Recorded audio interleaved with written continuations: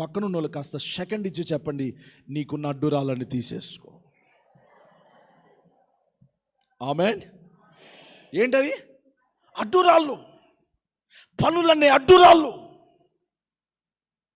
డబ్బు అనే అడ్డురాయి,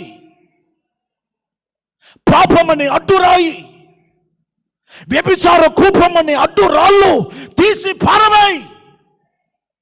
నీ ఎదుగుదలను అదే ఆపివేస్తుంది. నీ మోహపు చూపు, నీ కామాతురత, నీ కోరికలు, చెడ్డ తలంపులు, ఆలోచనలు నిన్ను ఎదగనివ్వకుండా చేస్తున్నాయి. ఆ రాళ్ళు తీసేయ్.